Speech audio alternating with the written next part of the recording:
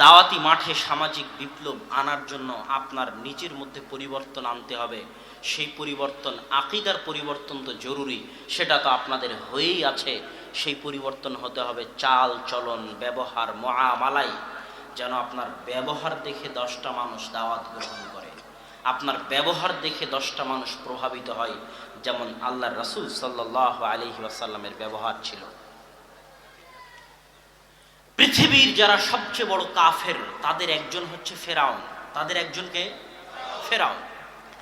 মুসা আলাইহিস সালাতু ওয়াস সালামকে আল্লাহ ফেরাউনের নিকটে পাঠাচ্ছে দাওয়াতি কাজ করার জন্য।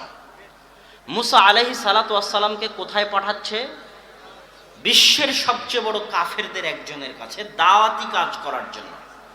তো ফেরাউনের কাছে দাওয়াতি কাজ করতে পাঠাতে গিয়ে আল্লাহ বলতেছেন সূরা তোহার 40-41 নম্বর আয়াতে, ইযহাব আনতা ওয়া আখুকা, মুসা তুমি যাও, তোমার ভাই যাও, বি আয়াতি, আমার আয়াত নিয়ে, আমার নিদর্শন নিয়ে, আমার বাণী নিয়ে, ওয়ালা তানিয়া ফি যিকরি, আর যেখানেই থাকো না কেন আমাকে স্মরণ করতে ভুলিও না। আল্লাহকে স্মরণ করা একটি মহান ইবাদত। ওয়ামা খালাকতুল জিন্না ওয়াল ইনসা ইল্লা লিয়াবুদুন, আমি মানুষ এবং জিনকে সৃষ্টি করেছি আমার ইবাদতের জন্য। আমাকে এবং আপনাকে আল্লাহ সৃষ্টি করেছেন যেন আমরা 24 ঘন্টা সকাল থেকে সন্ধ্যা পর্যন্ত, জন্ম থেকে মৃত্যু পর্যন্ত আল্লাহকে স্মরণ করতে পারি। কি জন্য সৃষ্টি করেছে বলেন তো? যেন আল্লাহকে স্মরণ করতে পারি। আমাদের 24 ঘন্টা কাজ হচ্ছে আল্লাহকে স্মরণ করা। তাহলে কাজ করছেন কেন? খাচ্ছেন কেন? বেঁচে থাকতে হবে তাই খাচ্ছি, আর খেতে হবে তাই ইনকাম করতেছি। ইনকাম না করলে টাকা হবে না, টাকা না হলে খেতে পাবো না, না খেলে বেঁচে থাকতে পারবো না। এই জন্য কাজ করা, এটা মূল উদ্দেশ্য নয়। মূল কাজ হচ্ছে, যেমন ফেরেশতারা সকাল থেকে সন্ধ্যা পর্যন্ত আল্লাহর তাসবিহ পাঠ করে, আল্লাহর জন্য সালাত আদায় করে, আমাদের কাজ হচ্ছে সকাল থেকে সন্ধ্যা পর্যন্ত আল্লাহর তাসবিহ পাঠ করা, আল্লাহর জন্য সালাত আদায় করা। কিন্তু আল্লাহ জানে যে আদম সন্তান 24 ঘন্টা তাসবিহ পাঠ করতে পারবে না। আল্লাহ জানে যে আদম সন্তান 24 ঘন্টা সালাত আদায় করতে পারবে না। এই জন্য আল্লাহ বলে দিয়েছেন যে আদম সন্তান, আমি জানি তুমি 24 ঘন্টা পারবে না, কিন্তু জেনে রাখো কমসে কম যে কোনো মূল্যে, যেভাবেই হোক না কেন, যে কোনো মূল্যে কমসে কম আলাল আকাল সারা দিনে 5 বার আমাকে স্মরণ করিও। ওয়া আকিমিস সালাতা লিযিকরি, তোমরা 5 ওয়াক্ত সালাত কায়েম করো আমাকে স্মরণ করার জন্য। কাকে স্মরণ করার জন্য? আল্লাহ সুবহানাহু ওয়া তাআলাকে স্মরণ করার জন্য কমসে কম দিনে 5 বার। আল্লাহকে স্মরণ করা এত বড় ইবাদত, এত মহান ইবাদত যে আল্লাহ সুবহানাহু ওয়া তাআলা বলতেছেন যে ইউনুস আলাইহিস সালাতু ওয়াস সালাম যখন মাছের পেটে চলে গেল, তখন তিনি বলেছিলেন লা ইলাহা ইল্লা আনতা সুবহানাকা ইন্নী কুনতু মিনাজ জালিমিন। আল্লাহ বলতেছেন ইউনুস যদি এই তাসবিহ পাঠ না করত, লা লাবিসা ফীহি ইলা ইয়াউমি ইউবাসুন, তাহলে ইউনুসকে মাছের পেটে রেখে দিতাম কিয়ামত পর্যন্ত। যে কোনো বিপদে আছেন, যখন তখন আছেন, সময় নষ্ট না করে আল্লাহর তাসবিহ পাঠ করুন। সুবহানাল্লাহ, আলহামদুলিল্লাহ, আল্লাহু আকবার, লা ইলাহা ইল্লাল্লাহ। এই তাসবিহ আপনাকে বিপদ আপদ থেকে হেফাজত করবে। দুনিয়াবি বিপদ, আসমানি বিপদ, অর্থনৈতিক বিপদ, এবং এটা আপনার জন্য গনিমত হয়ে দাঁড়াবে। এর চেয়ে বড় সম্পদ আপনার জন্য কিছু হতে পারে না। লিসানুন যাকির, ওই জিহ্বা, যে জিহ্বা আল্লাহকে স্মরণ করে।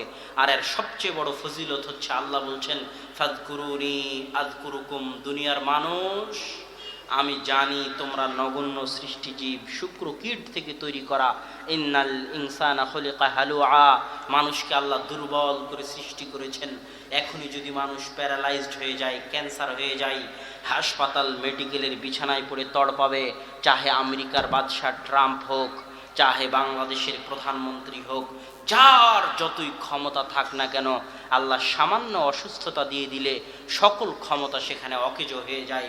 মানুষ এত দুর্বল, মানুষ এত দুর্বল, এত দুর্বল প্রাণী হওয়ার পরেও আল্লাহ বলতেছেন আমি আল্লাহ আসমান জমিনের সকল ক্ষমতা, সকল দাপট, একচ্ছত্র অধিপতি, একচ্ছত্র মালিক হওয়ার পরেও পৃথিবীর কোনো মানুষ যদি, আমার নগণ্য সৃষ্টিজীবদের একজন পৃথিবীর কোনো মানুষ যদি সারা পৃথিবীর যে কোনো কোণা থেকে, সাহারা মরুভূমির অন্তর্ভুক্তি থেকে, আটলান্টিক মহাসাগরের অতল গহ্বর থেকে, আফ্রিকার জঙ্গলের যে কোনো প্রান্ত থেকে, পৃথিবীর যে কোনো জায়গা থেকে আমার কোনো বান্দা যদি আমাকে ডাকে, আমাকে স্মরণ করে, আমি আল্লাহ সাথে সাথে তাকে স্মরণ করব। এটা হচ্ছে আল্লাহকে স্মরণ করার ফল, আল্লাহকে স্মরণ করার বরকত। তো আল্লাহ সুবহানাহু ওয়া তাআলা মুসা আলাইহিস সালাতু ওয়াস সালামকে বলছেন, মুসা ইযহাব আনতা ওয়া আখুকা, তুমি এবং তোমার ভাই যাও দাওয়াত নিয়ে, কিন্তু একটা কথা মনে রাখিও, যেখানেই থাকো না কেন আমাকে স্মরণ করতে ভুলিও না। ওয়ালা তানিয়া ফি যিকরি, আমাকে স্মরণে রাখিও। তারপরে কি বলতেছেন, ইযহাব ইলা ফিরআউনা ইন্নাহু তাগা, ফেরাউনের নিকটে যাও, ফেরাউন চরম পরম অহংকারী। কিন্তু জেনে রাখো, ফেরাউন এত অহংকারী হওয়ার পরেও, এত অহংকারী হওয়ার পরেও, এত অহংকারী হওয়ার পরেও, নিজেকে খোদা আল্লাহ দাবি করার পরেও, নিজেকে প্রভু দাবি করার পরেও, শুনে রাখো মুসা, এত অহংকারী হওয়ার পরেও কুল লাহু কাওলান লাইয়িনা, ফেরাউনের সাথে নরম ভাষায় কথা বলিও। কথা মনে হয় বুঝাতে পারলাম। আমাদের দেওবন্দি ভাইয়েরা কি ফেরাউনের চাইতে খারাপ?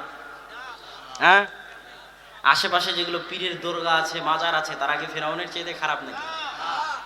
আল্লাহ বলতেছে, মুসা, ফেরাউন এত খারাপ হওয়ার পরেও, এত অহংকার হওয়ার পরেও, কোরআন খুলে দেখবেন আল্লাহ সুবহানাহু ওয়া তাআলা সূরা তোহার 40-41 নম্বর আয়াতে বলতেছে, ফেরাউন মুসা দিয়ে কোরআন ভর্তি। ফেরাউনের লাশকে আল্লাহ নিদর্শন স্বরূপ রেখে দিয়েছে, তবু আল্লাহ বলতেছে ফাকুল লাহু কাওলান লাইয়িনা, ফেরাউনকে কেমন ভাষায় কথা বলিও? নরম ভাষায় কথা বলিও। এখন আমি আপনি যদি বলি হাদিস চোর, বাটপার, শয়তান, অমুক তুমুক, তাহলে আমার বক্তব্য শোনাই বন্ধ করে দিবে, দাওয়াত গ্রহণ তো দূরে থাক।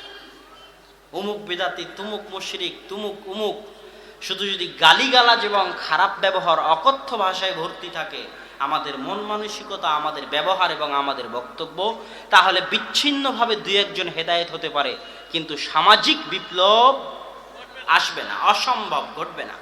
কেননা আমরা আল্লাহর নির্দেশের বিরুদ্ধে গেছি। আল্লাহর নির্দেশের বিরুদ্ধে গিয়ে কোনোদিন দাওয়াতি মাঠে সামাজিক বিপ্লব আনা যাবে না। দাওয়াতের ক্ষেত্রে আপনার মনের মধ্যে কি থাকতে হবে জানেন? এই জিনিসটা মানুষকে বোঝানো যায় না। যারাই আপনারা দাওয়াতি কাজ করেন, আপনার মনের মধ্যে থাকতে হবে, ইস, আমার এই দেওবন্দি ভাইটা না বুঝে, আমার এই বেরেলবি ভাইটা না জেনে, আমার অমুক হিন্দু ভাইটা আদম সন্তান, আদমেরই তো সন্তান নাকি, আমার অমুক আদম সন্তান, কোনো না কোনো পর্যায়ে গিয়ে দেখা যাবে তার রক্তের সাথে আমার রক্তের মিল আছে, যেহেতু সেও আদমের সন্তান। অমুক আদমের সন্তান না জেনে না বুঝে জাহান্নামে চলে যাবে। আমার এই ভাইটাকে জাহান্নামের আগুন থেকে আমাকে বাঁচাতে হবে। এই যে দুঃখ, এই কষ্ট, এই অনুভূতি নিয়ে যখন আপনি দাওয়াতি মাঠে যাবেন, তখন আপনার দ্বারা মানুষ হেদায়েত হতে বাধ্য হবেই হবে ইনশাআল্লাহ। এই অনুভূতি আপনার মধ্যে থাকতে হবে, ইস, আমার এই ভাইটা জাহান্নামের আগুনে জ্বলবে, আমার উচিত তাকে দাওয়াত দিয়ে জাহান্নামের আগুন থেকে বাঁচানো। কু আনফুসাকুম ওয়া আহলিকুম নারা, নিজে জাহান্নামের আগুন থেকে বাঁচো, পাড়া প্রতিবেশী, আত্মীয় স্বজন, পরিবার পরিজনকে জাহান্নামের আগুন থেকে বাঁচাও। আপনার একটা ছেলে যদি এখনই আপনাকে কেউ ফোন করে বলে যে সে অ্যাক্সিডেন্ট হয়ে মেডিকেলে আছে, তাহলে আপনি সব বাদ দিয়ে, সম্মেলন বাদ দিয়ে দৌড়াবেন মেডিকেলে, তাই নয় কি? তাহলে আপনি এটাই ভাবেন যে সে মেডিকেলে আছে, এটা আপনাকে কতটা কষ্ট দিচ্ছে। আপনি একটু ভাবেন, সে জাহান্নামের আগুনে জ্বলতেছে, এটা আপনাকে কতটা কষ্ট দিবে যে সে জাহান্নামের আগুনে জ্বলতেছে। তাহলে আপনি কতটা আবেগ, কতটা ভালোবাসা, কতটা দরদ নিয়ে আপনি তাকে দাওয়াত দিবেন, সেটা আপনি চিন্তা করেন, তাকে জাহান্নামের আগুন থেকে বাঁচানোর জন্য। সেই অনুভূতি আপনার মধ্যে আসতে হবে। আপনার মধ্যে যদি অহংকার থাকে, ঘৃণা থাকে, যে উমুক বেদাতি, তুমুক উমুক, আর এই ঘৃণা নিয়ে যদি দাওয়াত দেন, তাহলে মানুষের সামনে আপনি নিজেই দাওয়াতের দরজাটা বন্ধ করে দিলেন। এটা আল্লাহ এবং আল্লাহ রাসূলের পদ্ধতি নয়। শত শত দলিল দিতে পারবো এর পিছনে।